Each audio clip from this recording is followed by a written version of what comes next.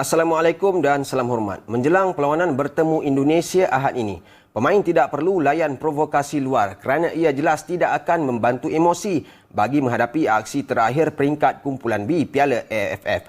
Ketua Jurulatih Harimau Malaya Tan Cheng Ho turut mengakui pertemuan menentang pasukan tetangga itu tidak pernah tidak panas, namun sebagai pemain mereka hanya perlu fokus. Perlawanan menentang skuad Garuda mempunyai sentimental value dan sejarah tersendiri dengan kedua-dua pasukan sekian lama menjadi seteru rapat. Dari bilik persalinan, Barakuda sehinggalah ke tempat duduk penonton, segala-galanya panas untuk Malaysia dan Indonesia. Dengan beberapa siri perlawanan antarabangsa yang memihak kepada Harimau Malaya sebelum ini, ia sudah pasti menjadi dendam kesumat buat anak buah Shin Tae-yong untuk diterjemah dalam perlawanan Ahad ini. Saya harap pemain-pemain dan saya sentiasa nasihat kepada pemain-pemain. Tugas kita adalah fokus tentang perlawanan saja. Kita tidak fokus tentang provokasi daripada luar ke mahu keputusan-keputusan daripada referee. Yang penting kita fokus perlawanan kita saja kerana misi kali ini adalah berbeza. Kita perlukan kemenangan saja untuk layak kita ke peringkat separuh akhir. Bagi Cheng Ho, Indonesia sendiri telah berubah 360 darjah sejak kekalahan terakhir mereka kepada Malaysia pada 2019. Generasi baru yang mewarnai pasukan Garuda ketika ini lebih bertenaga dan pantas, malah mereka juga berbahaya di kawasan gol lawan.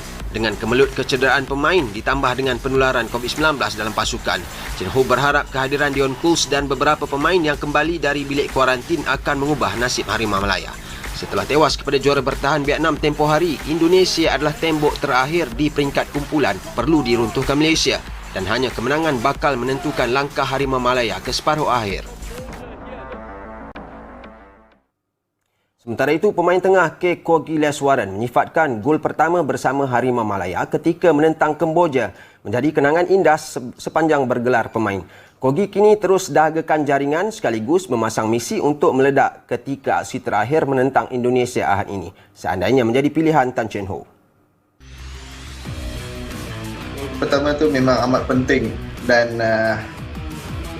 variable yang indah untuk saya sama skuad kebangsaan. Memang ini adalah dream saya untuk menjadikan gol untuk skuad kebangsaan dan saya telah menjadikan. Next target saya untuk keep on menjaringkan di dalam upcoming matches untuk tim.